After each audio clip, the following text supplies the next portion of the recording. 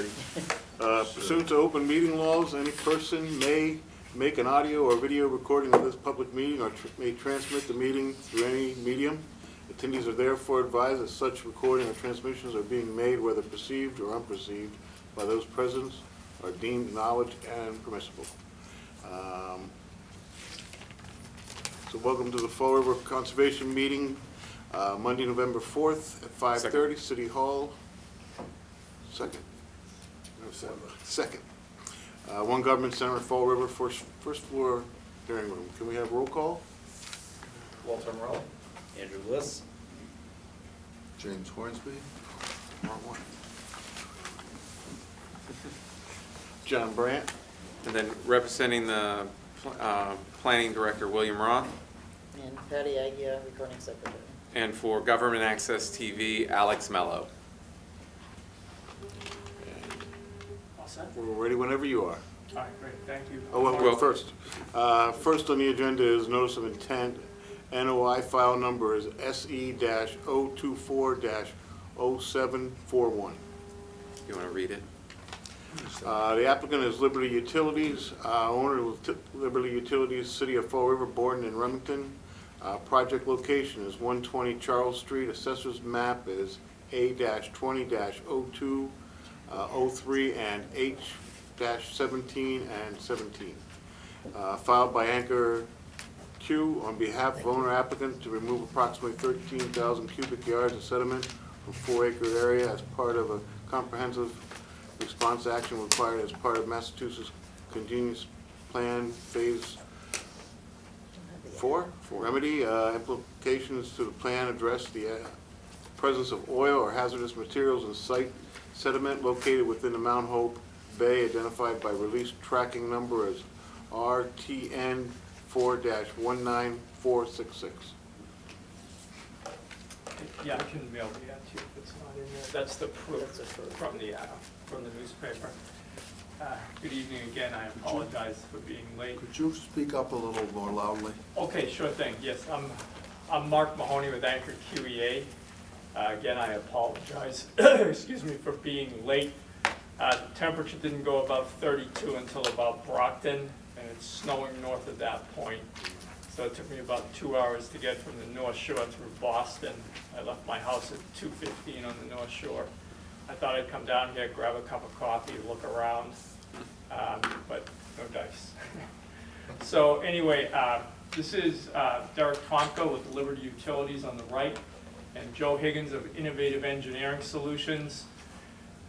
Derek is obviously involved. He's the one paying for all this, and Joe is the licensed site professional. This is a Massachusetts contingency plan cleanup site. I don't know if you've had a chance to go through the the NOI yet, but the NOI is quite lengthy. I was on a conservation commission myself for 23 years, and I know that conciseness is often valued in these situations, so I won't scroll through the entirety. But I will give a very short presentation and then give you the opportunity to ask all the questions that you'd like to ask. Okay? So, as was mentioned in the readout of the public announcement, the site is located at 120 Charles Street on the shoreline of Mount Hope Bay.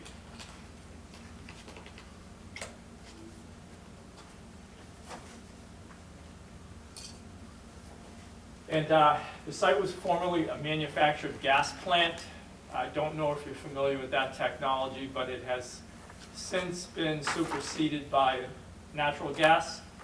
The site is currently used as a natural gas storage and transmission facility. But back in the day, along with just about every other municipality in New England and in the Northeast, coal or oil were gasified to create a gas product that was pumped through pipes through the street. Many of those piping networks still exist and are used to convey natural gas. One of the byproducts of the coal gas manufacturing process was coal tar. You'll hear me refer to coal tar as non-aqueous phase liquids. That's the term of art used by the Massachusetts Department of Environmental Protection.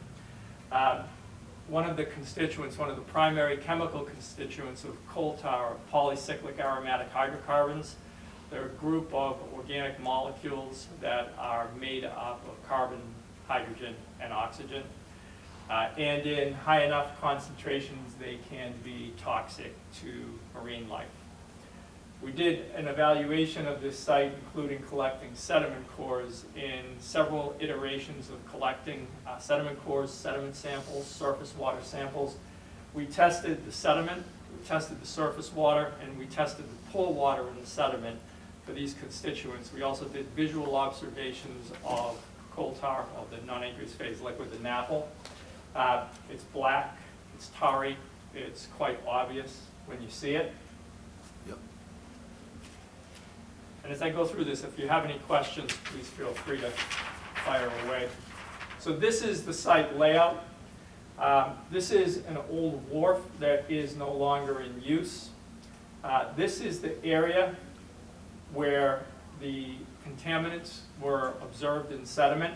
There's also an area up here on the beach, a smaller area, where contaminants were observed up here as well. Those include an area of hardened tar that's close by the shoreline on the north side of the wharf. And the resource areas that are being impacted here include land under the ocean, and I'll flip to this next graphic. Could you, there's a, Sure. when you go to the end of Birch Street, Yeah. there's a path. Mhm. Could you, and then it goes down to the beach. Yeah. Could you just trace that on the map? What? Let's see, I don't know. It would be fine on the other map, I was following you. Oh, okay, well, that's Birch Street right there, that's a little bit bigger. But here's the Birch Street CSO, or combined sewer outfall.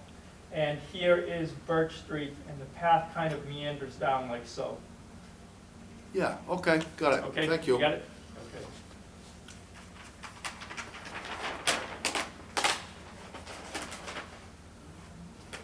Okay, so shown in blue is the area of offshore sediment, land under the ocean, where we're proposing to dredge.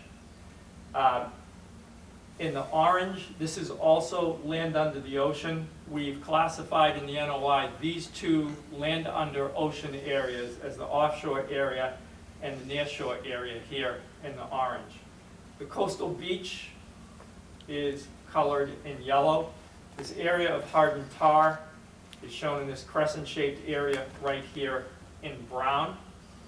The FEMA floodline comes up to about here. That's for the AE zone, for the standing water zone. Just about everything seaward of that is in the VE zone, or the zone that's subject to wave action.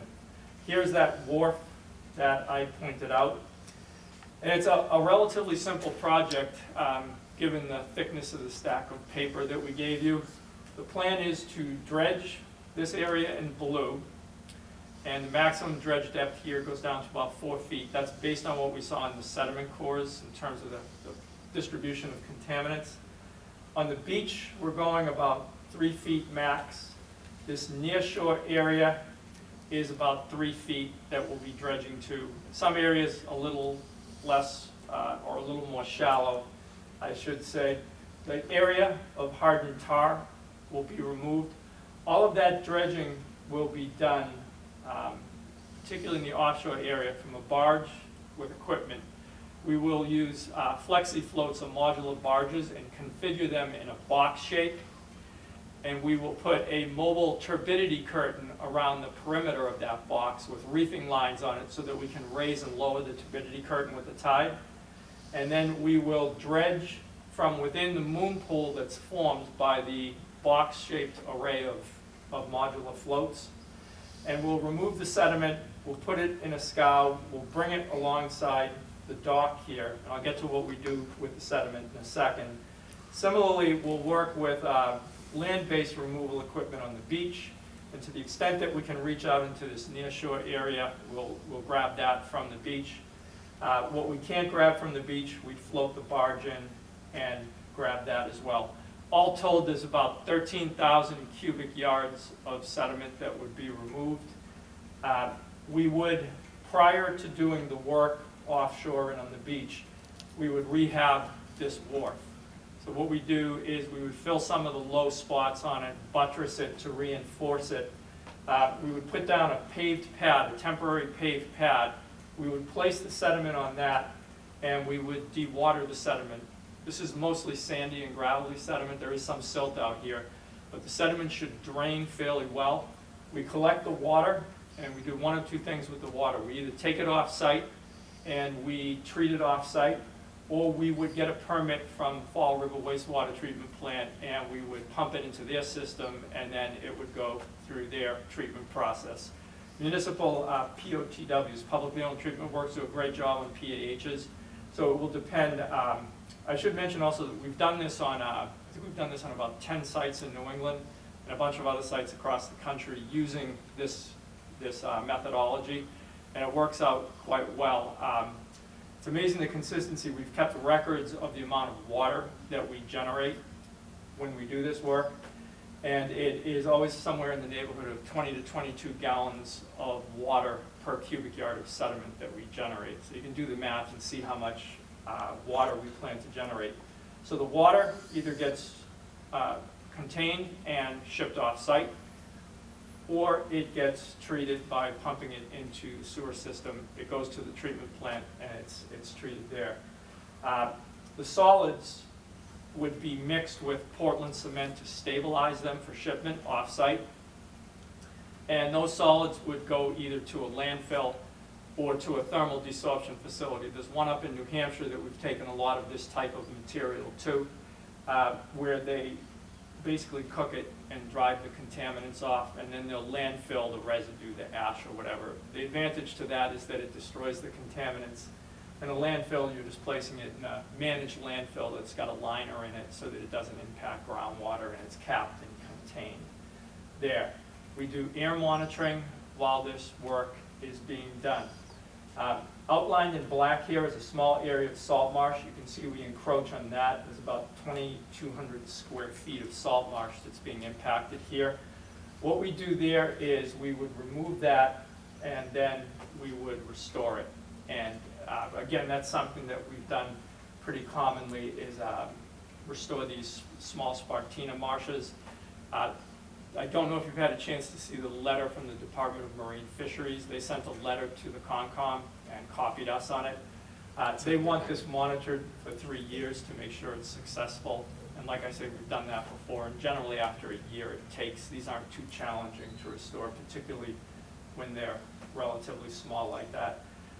Marine Fisheries also gave us a Marine Fisheries window to work within. They asked us to try and sequence the work so that we did the bulk of the offshore work in the more liberal of the fisheries windows. There are 2 windows out here based on the species, one winter flounder driven, one shellfish driven. And so we'll comply with that request and sequence the work so that we're not doing anything offshore during the more restrictive window. And that's pretty much it in a nutshell. We would do, in addition to the turbidity curtain around the barge while we're dredging, we would also monitor water quality. We're filing permit applications. We already have a MEPR certificate that was issued by Mass Environmental Policy Act. We are submitting, or have submitted, a combined Chapter 91 and water quality certification through the state, U.S. Army Corps of Engineers permit, and a Mass Coastal Zone Management Federal Consistency Permit. Generally, the 401 and water quality cert that you get back, they will mandate what your monitoring will be.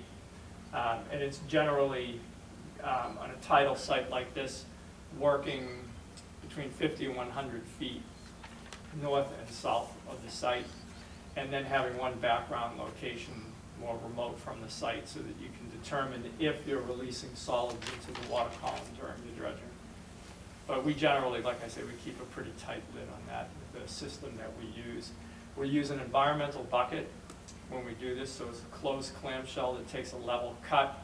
It has a software system on it called HiPAC that allows you to very accurately determine where you're dredging, how deep you're dredging, and it keeps tracks of where you're going, so where you've gone, so it can actually very accurately keep track of what you've removed. We'll do a bathymetric survey before we do the work. we'll do a bathymetric survey as the work proceeds in order to determine how much progress they're making. And we do a bathymetric survey at the end to determine how much yardage they've taken out and to make sure that they comply with everything. We will backfill the beach with material that has the same grain size characteristics as the material that we removed from it. We'll place 6 inches of sand out here in the offshore area just to jumpstart recolonization. That was another request that DMF made, the Department of Marine Fisheries made, is that we reseed this and that we then monitor how it recolonizes. We did that up in the Neponset River, in the Neponset Bay, where the gas tank on the Southeast Expressway is. So it's a common request. It's a very similar project that we did up there. And we had to go to a couple of reference areas, which we would probably do here, to determine what the target density for shellfish should be. We generally take a sample, and they like to relate the shellfish density to the number of shellfish species and number of individual organisms per cubic foot. So they wanted us to have 7 organisms per cubic foot 1 year after we did the work at Commercial Point in Neponset. And I think we averaged 21 or something like that. So the areas do tend to recolonize fairly quickly after you do the work. And one of the reasons for that is, like I say, to put down the clean backfill. So that's, you know, What kind of shellfish? you know, I'm not a biologist, and I always screw Well, up the you Latin. just used the blanket term, so I thought I'd ask. Yeah, it's good. You know, it's actually American quahog, now that I think of it. Yeah. And I could look at my notes. And That's probably is, but It's listed in their letter. in their letter, yeah, the quahog, and, Thank you. yeah. May I ask, one of the things in their letter was talking about the reseeding portion and either doing the survey in this area or a composite survey, and Right. neither, that has not been done, correct? That is correct, that has not been done. Okay. Is the condition on the reseeding part of the Concom decision, do you feel? I don't, I think that's more marine fisheries. You know, I think the performance standard is basically to comply with just that, the performance standard for the land under the ocean. And I don't believe in the performance standard. It has a quantitative basis for determining the success of the restoration.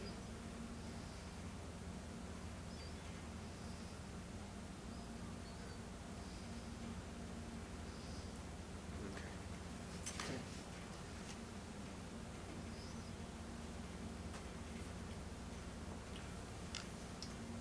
Now, when would you be doing the dredging? When's the, for the wildlife, shellfish and all that, when would your project Well, begin? let's see, it's the fisheries, I believe it's May 31st, They don't want between, January 15th. recommends that all in-water work occur outside of, so April 15th to September 15th, they do not want anything done.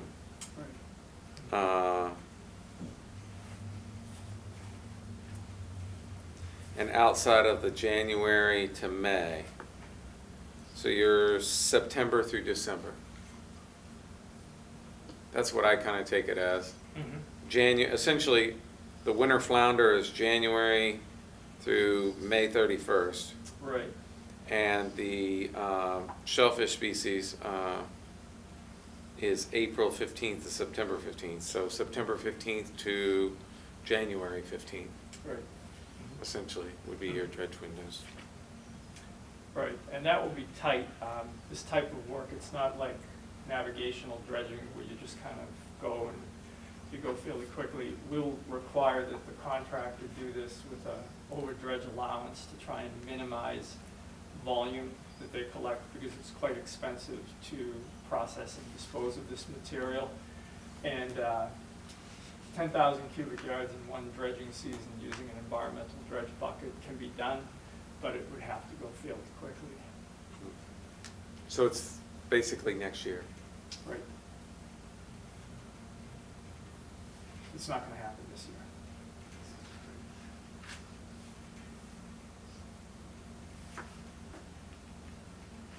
Questions?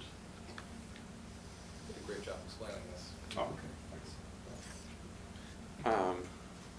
Since some of this is a little bit outside of the expertise of what we normally see, I wanted to, I would request that you continue it to the next month so that I can work with the consultant and work with our city engineer and come up with some recommended conditions for the NOI, Mhm.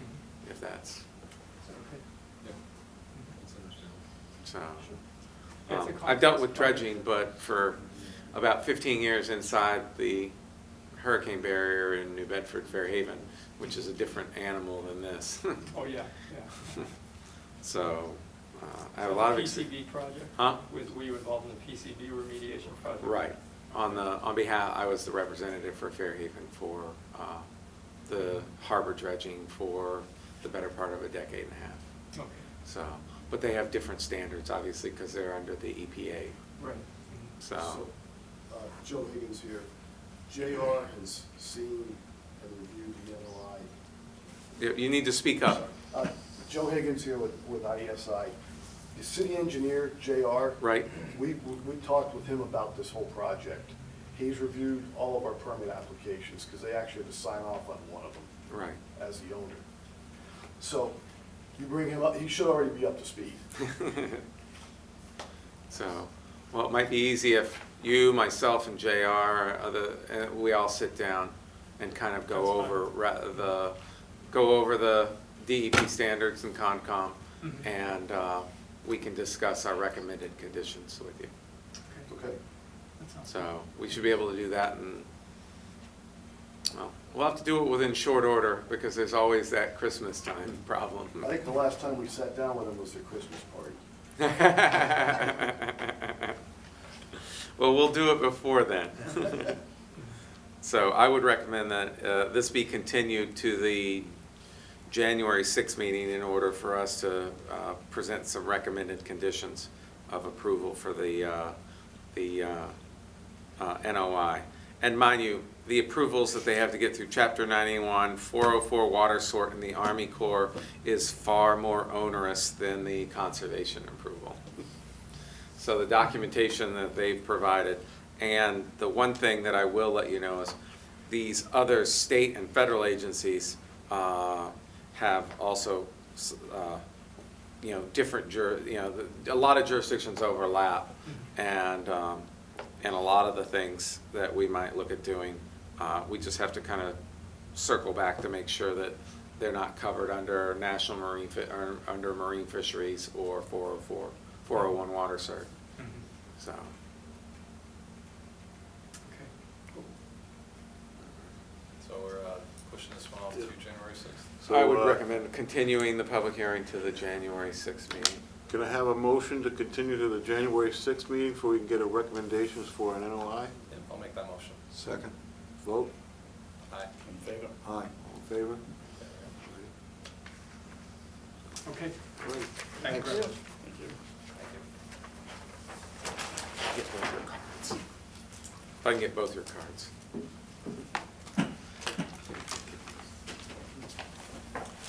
Next on the agenda is notice of intent NOI file number SC 024-0742, applicant RGK Realty. Take that 2 out of there.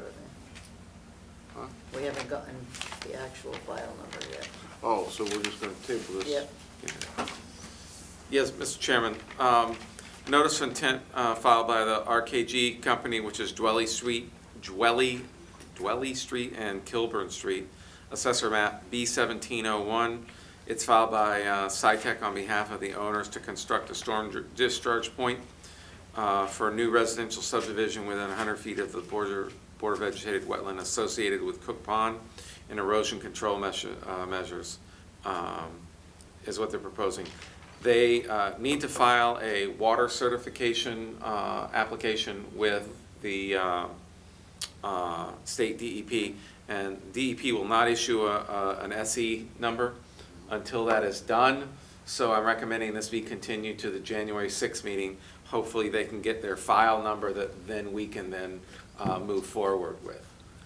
Okay, can I have a motion to table this to the January 6th meeting? I'll make that motion. I'll second it. Vote? Yep. In favor? Aye. In Vote favor. passes. All righty. Can we have approval of the minutes?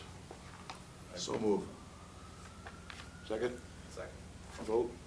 Aye. Aye. Aye. For the record, November 4th, for the Oh, November 4th. 4th, 2019. Yeah. All right, anyone here for public input? Okay, can we have a motion to adjourn? I'll make that motion. I'll second it. Meeting adjourned? Aye.